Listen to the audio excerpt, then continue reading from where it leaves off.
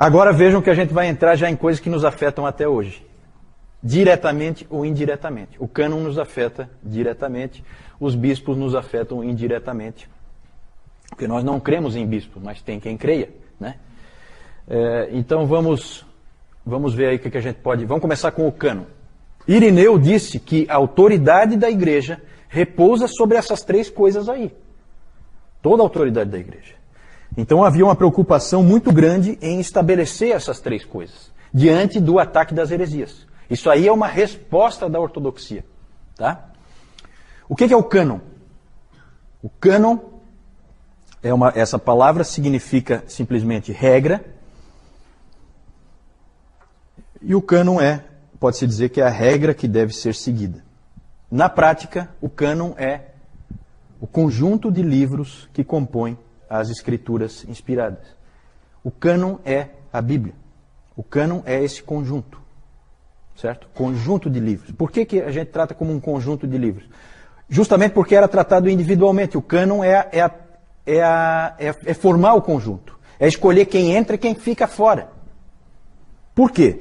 Como eu disse antes, desde o início o Antigo Testamento era a escritura cristã, já estava estabelecido, isso nunca foi discutido. O único que discutiu foi quem? Exatamente, o Márcio. Ele está indignado lá. Ele achou que tinha acabado. Ele queria que não voltasse mais. Mas como é uma reação, nós temos que citar, né? Como é uma reação sim. Essa foi boa, né? O Antigo Testamento, então, foi tranquilo. Veio exatamente como os judeus o tinham, com os mesmos livros. A ideia do cânon, gente, é uma ideia que veio dos judeus. Os judeus tinham feito o cânon deles. E agora os cristãos tinham que fazer o seu. E a hora era agora. Por quê? Porque não podia se perder muito tempo, porque ia se começar a ficar distante demais das fontes originais. Você tinha ainda pessoas que conviveram com pessoas que conviveram com os apóstolos. Então você tinha muitas testemunhas ainda. Não, esse livro aqui foi escrito pelo fulano. Só que vocês, é claro, percebem isso, se passar 500 anos começa a ficar mais complicado de provar as coisas. Então a hora era essa. E os ataques que as heresias estavam proporcionando empurraram a igreja a fazer isso logo. Que livros seriam colocados no Novo Testamento? Essa é a pergunta. Além dos 27 que acabaram entrando realmente, existiam muitos outros livros circulando no meio das igrejas. Havia o Evangelho de Pedro, havia o Didaquê, a primeira carta de Clemente aos Coríntios, a própria carta de Policarpo aos Filipenses. Havia dúvidas em relação a essas obras.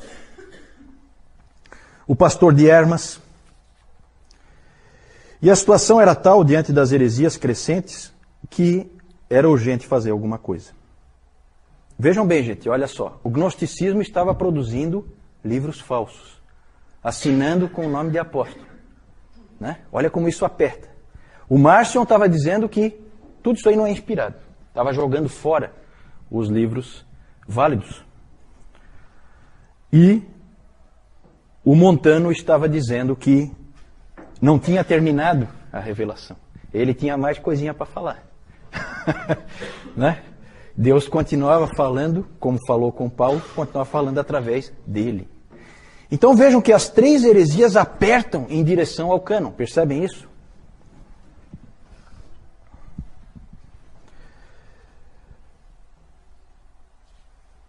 O Novo Testamento ele foi sendo formado a partir de listas que havia nas várias igrejas. É interessante essa coordenação das igrejas. Uma igreja, essa coisa da igreja católica é uma coisa muito interessante, uma coisa bonita, porque eram igrejas em lugares completamente diferentes, numa época em que a comunicação não era tão fácil como é hoje, e elas se coordenavam. e um tinha uma lista, o outro tinha uma outra lista, aí um dizia assim, não, mas eu tenho aqui na minha lista, eu tenho o pastor de Hermas. O que você acha, ô Moisés, você que é bispo lá de Alexandria, o que você acha do pastor de Hermas? O pastor de Hermas, eu acho que lá na minha igreja nós não aceitamos como autoritativo, não. Poxa, mas eu achava que era. Então, começou esse tipo de troca, sabe? Várias listas existiam. Se convencionou dizer que o cânon estava definitivamente constituído quando, com o estabelecimento da lista de Atanásio, que foi um pai da igreja, que foi em 367, e ele pegou e deu a lista que acabou sendo a lista que nós temos hoje. Mas, na verdade, isso é consenso, tá?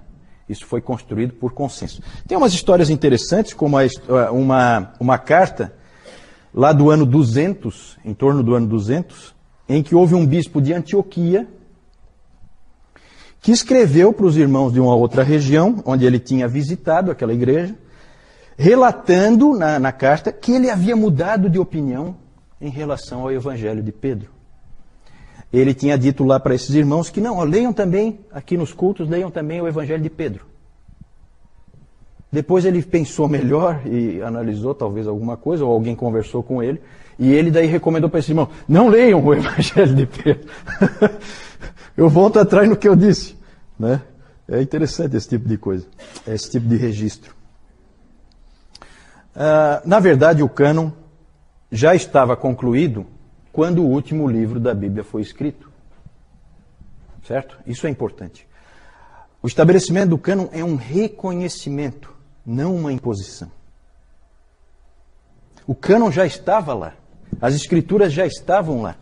Só que Deus tinha que conduzir a igreja na sua providência para que a igreja discernisse quais são esses livros inspirados.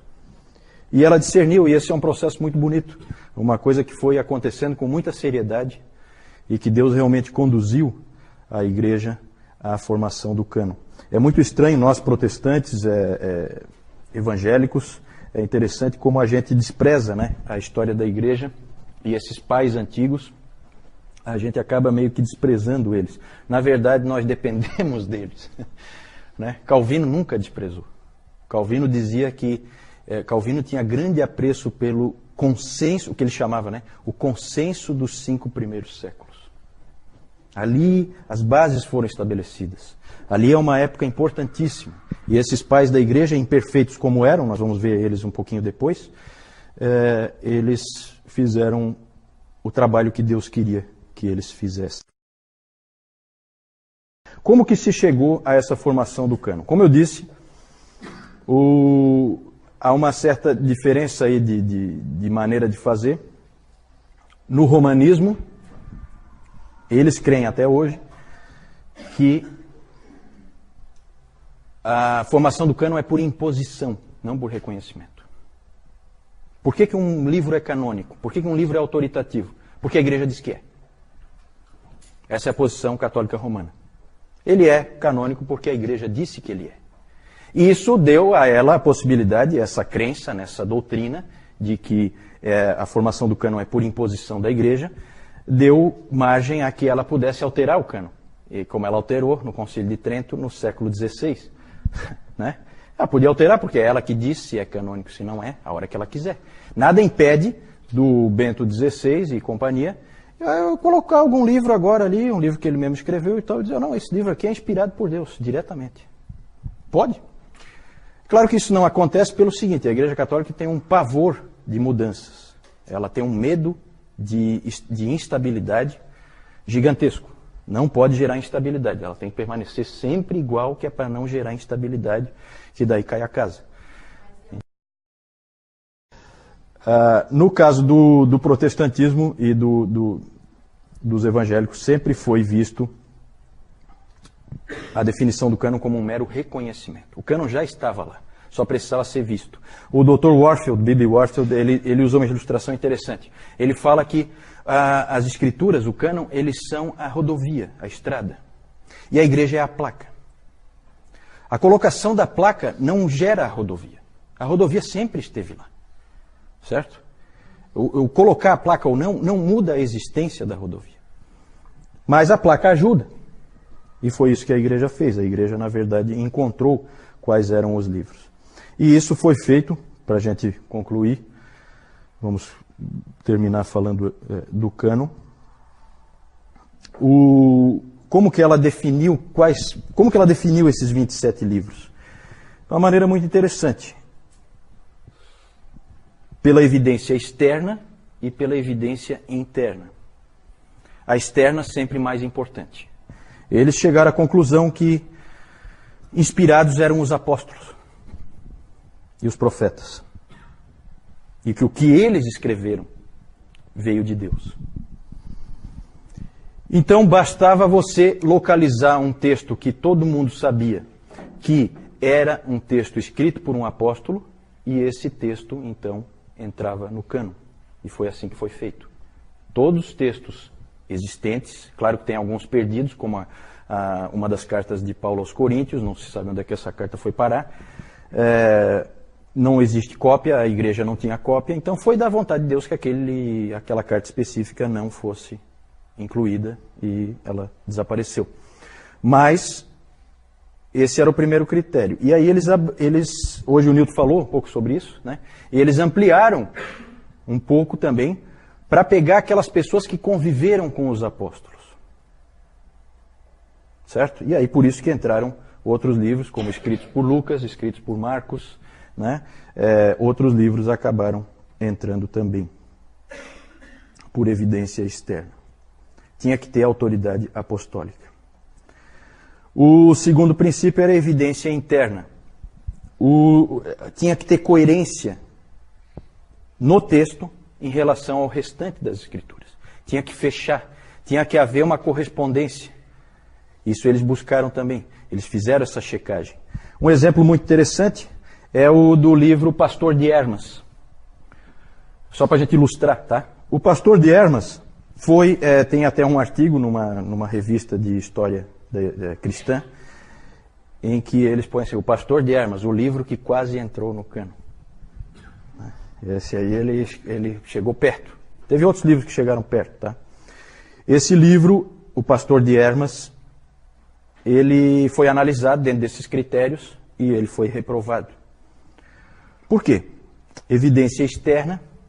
Esse livro foi escrito no II século por um indivíduo romano chamado Hermas, que não tinha, até onde se sabe, relação nenhuma com nenhum apóstolo. A própria época em que foi escrito já indicava isso. Então, a evidência externa era ruim. E a evidência interna era ruim também.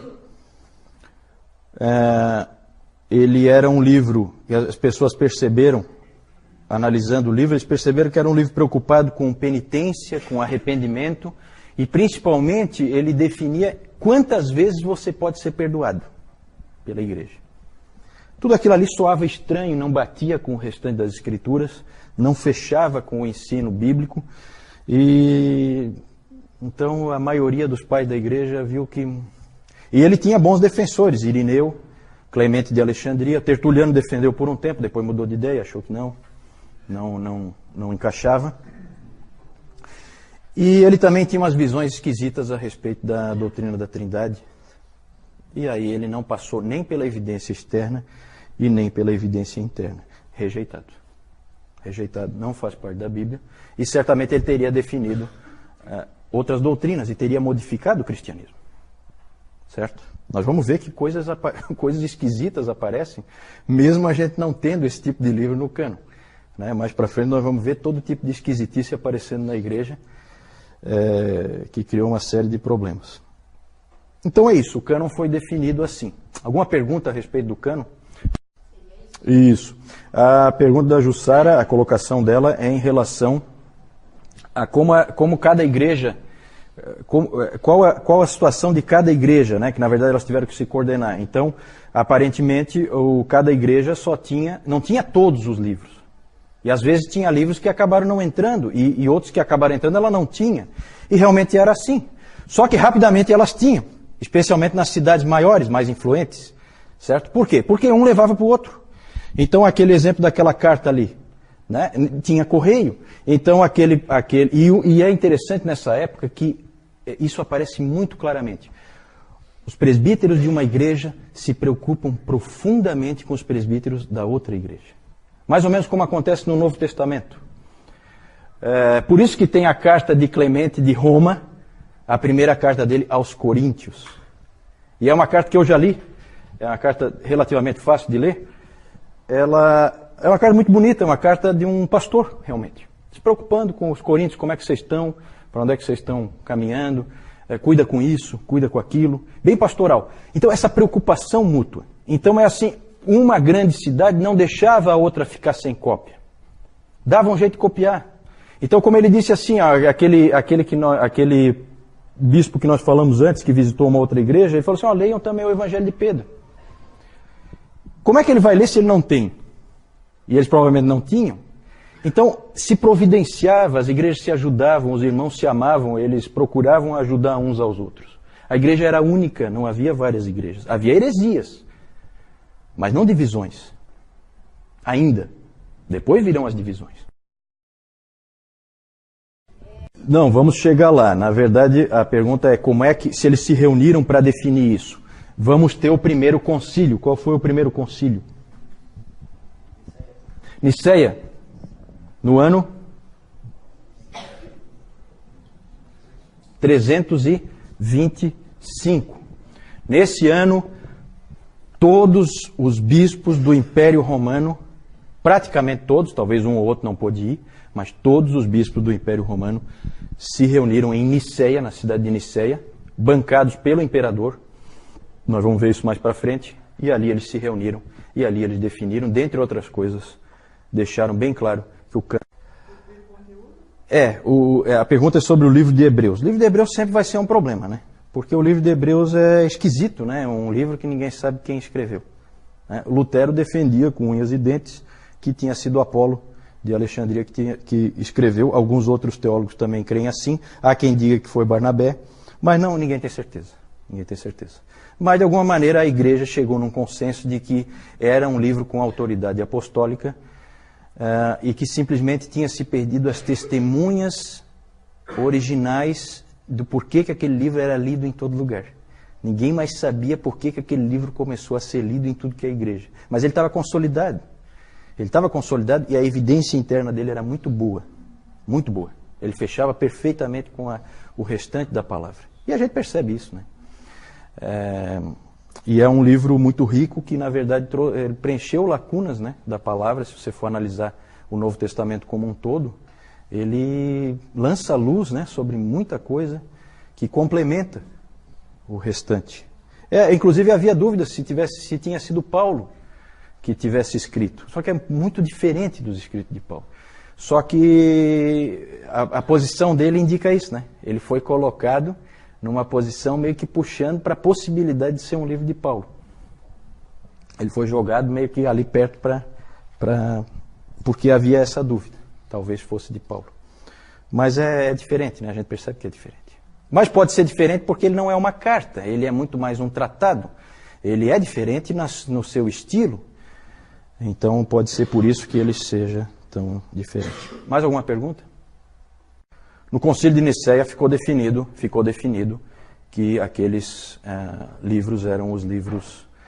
Claro que havia certas resistências, em alguns lugares continuou se usando outros livros que já se usavam naquelas igrejas e tal. Então a coisa foi consolidando às vezes aos pouquinhos, né?